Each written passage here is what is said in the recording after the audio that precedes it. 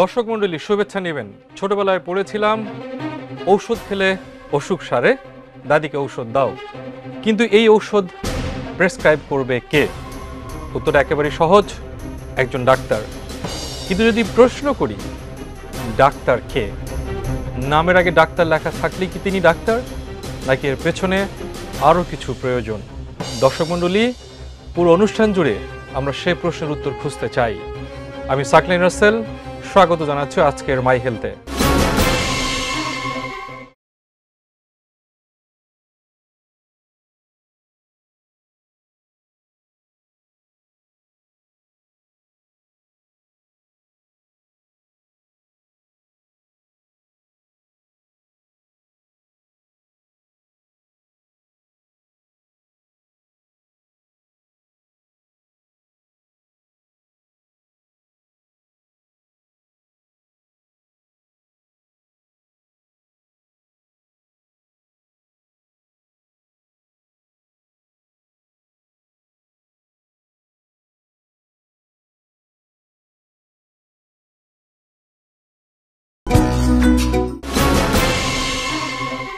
কিন্তু বৈধ ডাক্তার কে, কি তার পরিচয়, অপচিকিৎসকই বা কারা?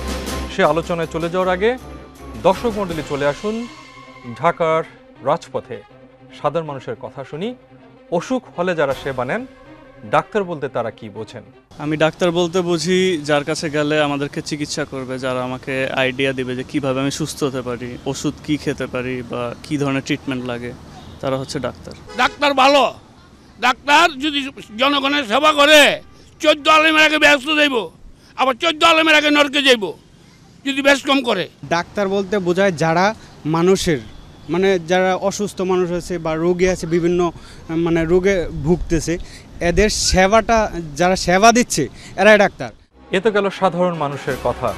দর্শক মণ্ডলী, এবার চলুন বিএমডিসিতে যাই। বিএমডিসির আইন অনুযায়ী কেবলমাত্র এমবিবিএস এবং বিডিএস ডিগ্রিধারী ব্যক্তিরাই নামের আগে ডাক্তার শব্দটি ব্যবহার করতে পারবেন। প্রথমে হলো যে Bangladesh medical and dental council, এটা একটা সর্বোচ্চ রেগুলেটরি বা নিয়ন্ত্রণকারী সংস্থা for doctors community in this country, তাই না? এই দেশে এটা পার্লামেন্টের আইন দ্বারা প্রতিষ্ঠিত একটি সংবিধিবদ্ধ প্রতিষ্ঠান, স্বায়ত্তশাসিত, যেটা 2010 সালে নতুন করে আবার আইন সংশোধনের মাধ্যমে পাশ হয়েছে।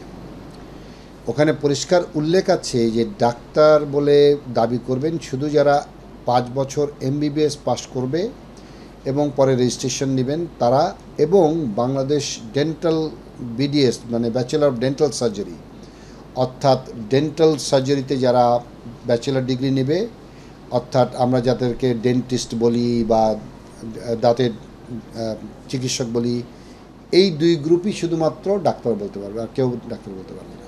বিএমডিসির আইন দেখে আমরা সত্যি মুগ্ধ হই। ডিজিটালাইজেশনের ছোঁয়া লেগেছে বিএমডিসির ওয়েবসাইটেও।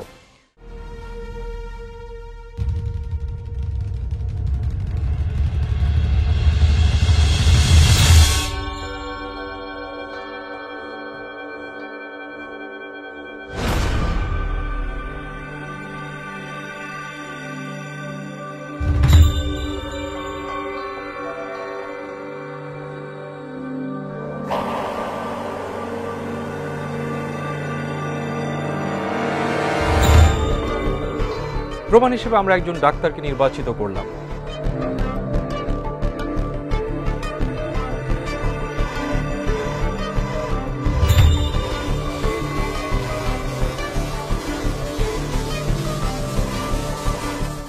ইয়েস, বিএমডিসির ওয়েবসাইটে তার নাম রয়েছে, অতএব তিনি বৈধ ডাক্তার। দর্শক মণ্ডলী, আমাদের সাথে আপনি হয়তো বা খুশি হবেন। আসল ডাক্তার না নকল ডাক্তার তা দ্রুত বের করার এ চমকপ্রদ আইডিয়ার কারণে আমরা বাংলাদেশ মেডিকেল অ্যান্ড ডেন্টাল কাউন্সিলকে ধন্যবাদ জানাতে চাই। হিসেবটা এখানেই শেষ হয়ে গেলে প্রোগ্রামটিও শেষ হয়ে যেত, কিন্তু আমাদের নজর এসেছে অনেকগুলো ভিজিটিং কার্ড, যারা নামের আগে দিব্যি ডাক্তার লিখছেন, চিকিৎসা সেবা দিয়েও যাচ্ছেন।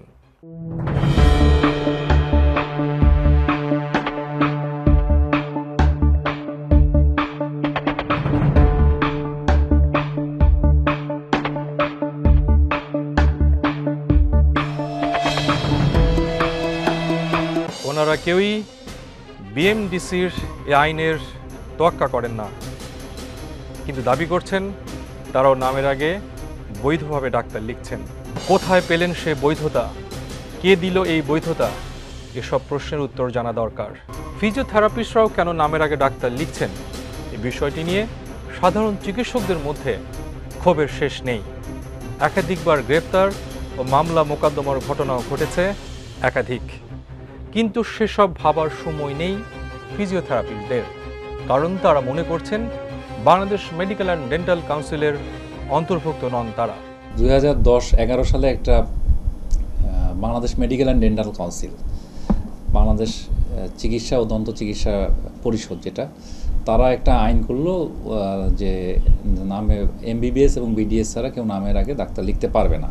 বাট এই আইনটা হচ্ছে তাদের নিজেদের পরিবারের ভিতরেই, কারণ বাংলাদেশে ফিজিওথেরাপির জন্য কোনো নিবন্ধন সংস্থা ছিল না। আমরা অ্যাপ্লাই করলাম, এখন তারপরে কোর্ট আমাদেরকে আদেশ দিল যে যারা আর কি ব্যাচেলার ডিগ্রি, মানে ঢাকা ইউনিভার্সিটির ফ্যাকাল্টি অফ মেডিসিন থেকে অথবা সরকার অনুমোদিত বিশ্ববিদ্যালয়ে থেকে যারা ব্যাচেলার ইন ফিজিওথেরাপি যারা ডিগ্রি নিবে তারা নামের আগে ডক্টর লিখতে পারবে।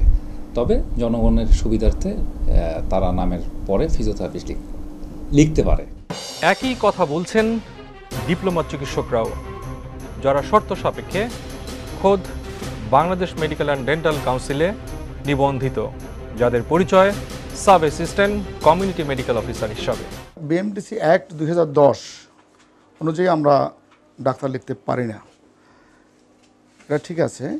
তবে এই অ্যাক্ট যখন পাশ হয়, আমরা পরবর্তীতে এই অ্যাক্টের বিরুদ্ধে আমরা হাইকোর্টে চ্যালেঞ্জ করি, এবং চ্যালেঞ্জ করার পরে সেখানে আমাদের রিট পিটিশন অ্যাকসেপ্ট হয়, এবং অ্যাকসেপ্ট হওয়ার পরে আপনারা দেখতে পাচ্ছেন যে আমাদের হাইকোর্টের যে আদেশ দেওয়া হয়েছিল, সেখানে বলা হয়েছিল যে আমরা প্রিফিক্স হিসাবে নামের পূর্বে ডাক্তার লিখলে, ডিআর ইউজ করলে আমাদেরকে কোনো ধরনের হয়রানি বা আমাদেরকে কোনো ধরনের গ্রেপ্তার বা প্রশাসনিক কোনো নির্যাতন করা যাবে না। সার্ভিস রুল অনুযায়ী নির্দিষ্ট কিছু ঔষধ লেখা ও নির্দিষ্ট কিছু রোগের চিকিৎসা দেওয়ার বৈধতা থাকলেও তারাও রীতিমতো চেম্বার খুলে প্র্যাকটিস করছেন। বিএমডিসি আমাদের নির্দিষ্ট কিছু নীতিমালার আলোকে ডাক্তারি করার জন্য এই রেজিস্ট্রেশনটা দেন। এখন এখানে আমাদেরকে বলা আছে যে আমরা একটা রোগীকে কতটুকু চিকিৎসা সেবা দিতে পারবো। এখন যদি কেউ নিয়ম বহির্ভূতভাবে তার মেডিকেল যে এথিক্স আছে এটার বাইরে যে যদি কেউ কাজ করে, সেটার জন্য প্রশাসন আছে, এটা তাকে জবাবদিহি করতে হবে।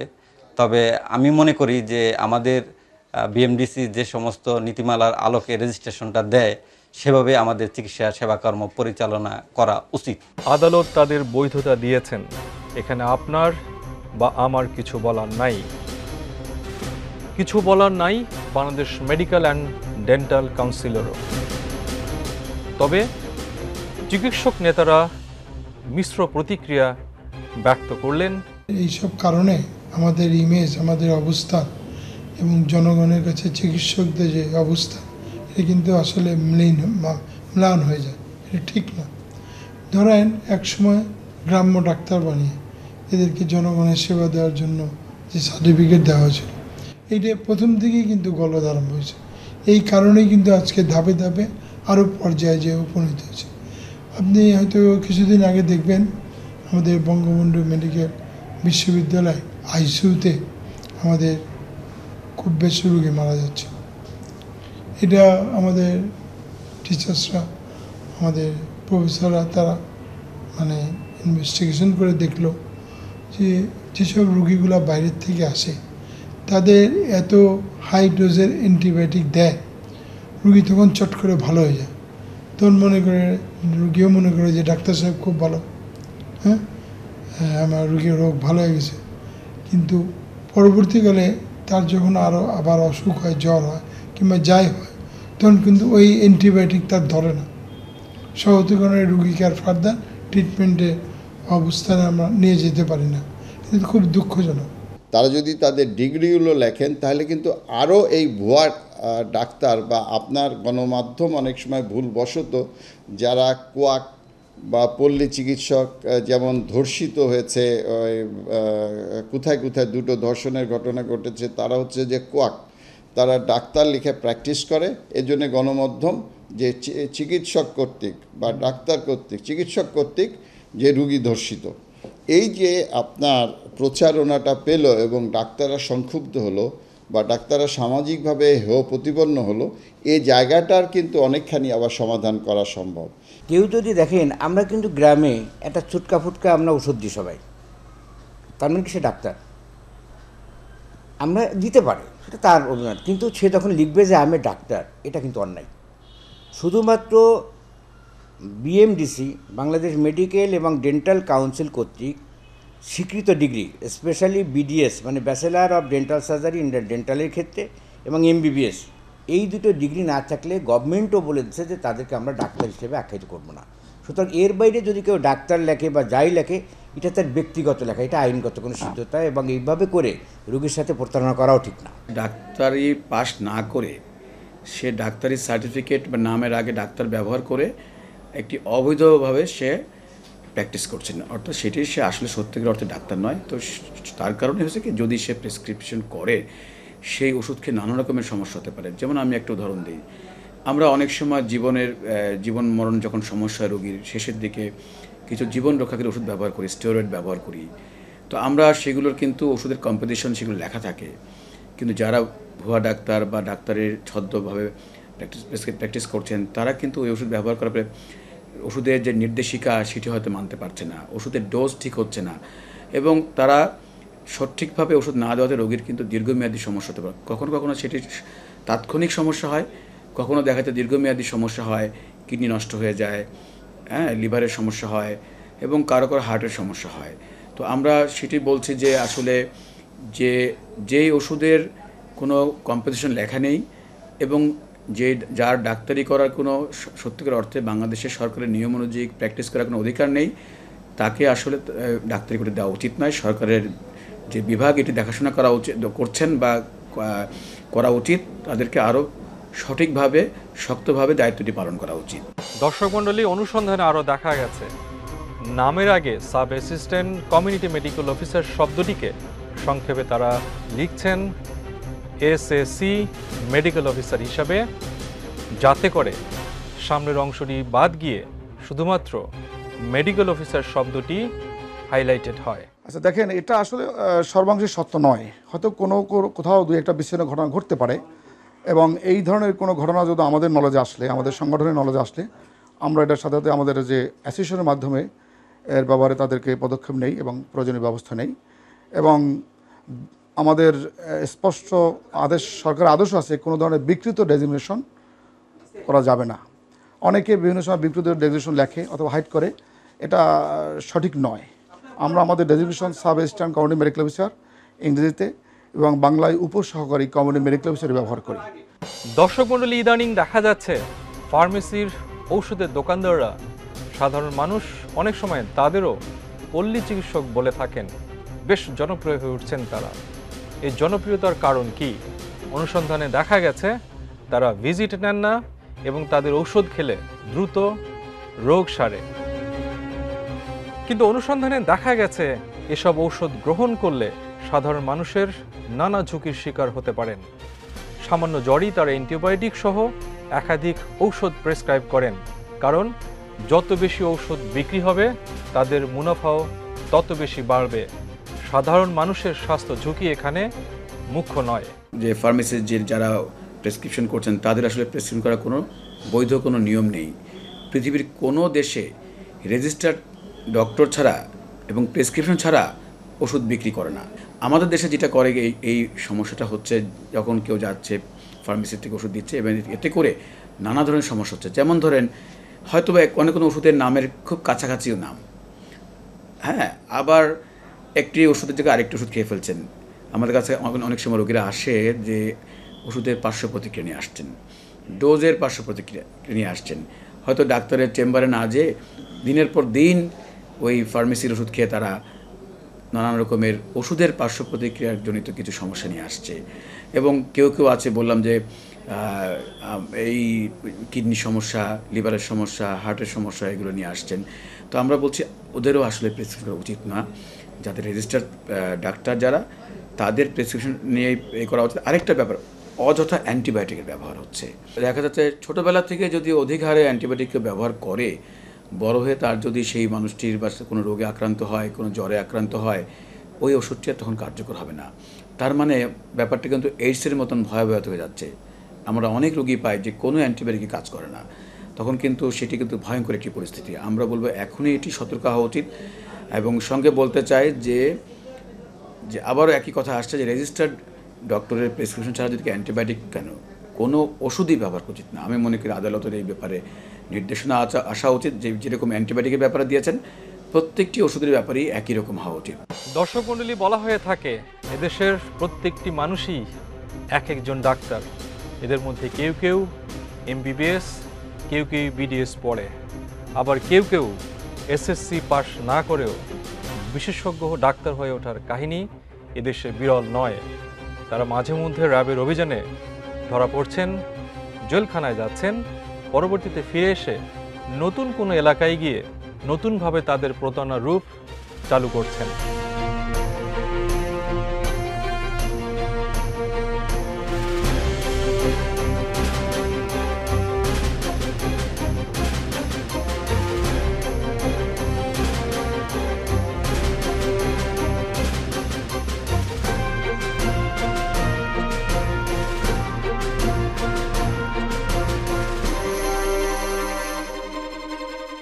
দর্শক মণ্ডলী, এবার এমন কিছু চিকিৎসকদের সঙ্গে আপনাদের পরিচয় করিয়ে দিব যাদের বৈধতা নেই নামের আগে ডাক্তার লেখার কিংবা ডাক্তার হিসেবে নিজের পরিচয় দেওয়ার, কিন্তু তারা বৈধতা নিয়েছেন খোদ Bangladesh medical and dental council থেকে। এ ধরনের কিছু ডাক্তারের আমরা ছবি সংগ্রহ করেছি চিকিৎসকদের ফেসবুক ভিত্তিক সংগঠন প্ল্যাটফর্ম থেকে।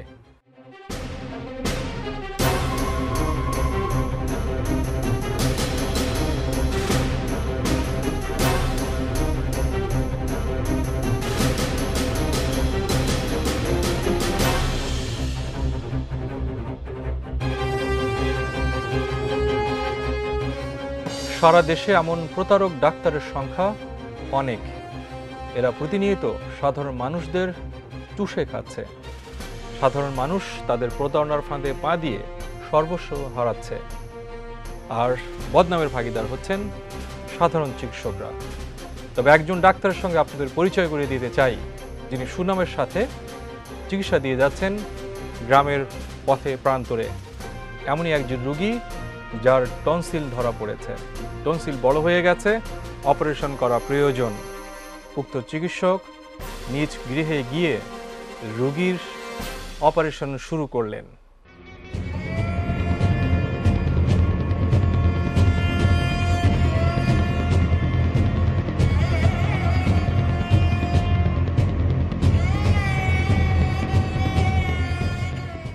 কাঁচি দিয়ে কেটে যখন তার টনসিল বের করে নিয়ে আসার চেষ্টা করলেন, শুরু হয়ে গেল রক্তপাত। জীবনের ঝুঁকি নিয়ে সেই রোগী ভর্তি হলেন হাসপাতালে। আমরা জানি না তিনি বেঁচে আছেন কিনা।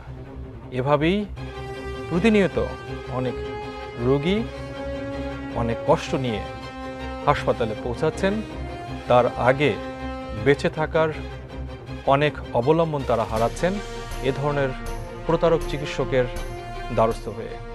দর্শক মণ্ডলী, এতক্ষণের আলোচনায় নিশ্চয়ই বুঝতে পেরেছেন একজন ডাক্তার বৈধ না অবৈধ তা দেখভাল করার দায়িত্ব Bangladesh medical and dental council বা বিএমডিসির। কিন্তু বাজারে এসেছে নতুন এক বিএমডিসি, যার নাম বিসিএমডিসি।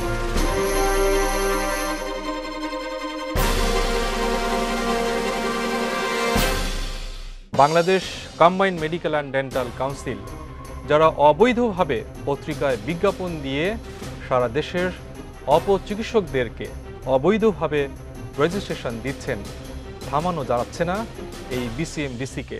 দর্শক মণ্ডলী, এমবিবিএস, বিডিএস, ফিজিওথেরাপি, ডিপ্লোমা চিকিৎসক কিংবা হোমিওপ্যাথ, আয়ুর্বেদ, যাই বলি না কেন, প্রত্যেকটি পেশারই উদ্দেশ্য হচ্ছে মানুষের সেবা করা। সরকার এদেরকে লাইসেন্স দিয়েছে, মানুষকে সেবা দেওয়ার বৈধতা দিয়েছে। তবে নির্দিষ্ট নিয়ম মেনে মানুষের সেবা এগিয়ে এলে কেবলমাত্র তখনই একজন সাধারণ রোগী উপকৃত হবে। আমরা চাই সকল পেশার সম্মান সমুন্নত থাকুক এবং সকল পেশাজীবী যেন সম্মানের সাথে একজন সাধারণ মানুষকে তার সেবার হাত বাড়িয়ে দিতে পারে, সে ধরনের ব্যবস্থা রাখা হোক। দর্শক, একজন চিকিৎসক কখনোই একজন মানুষকে বাঁচাতে পারে না, তিনি তার বেঁচে থাকাটাকেই সুন্দর করতে পারেন মাত্র। তারপরেও কথা থাকে, দিন কিবা রাতে যন্ত্রণায় কাঁদে তোমাকেই খুঁজে ফেরে যারা, মানুষের যাতনা দুঃখ বেদনা যায় কি সারা তোমাকে ছাড়া। তুমি তো তোমার নও, তুমি যে সবার, তুমি যে মানব সেবার উপকার, তুমি ডাক্তার, তুমি ডাক্তার। দিন কিবা রাতে যন্ত্রণায় কাঁদে তোমাকেই খুঁজে ফেরে তারা, মানুষের যাতনা দুঃখ বেদনা যাই কি সারা তোমাকে ছাড়া। তুমি তো তোমার নও, তুমি যে সবার, তুমি তো মানব সেবার রূপকার, তুমি ডাক্তার, তুমি ডাক্তার।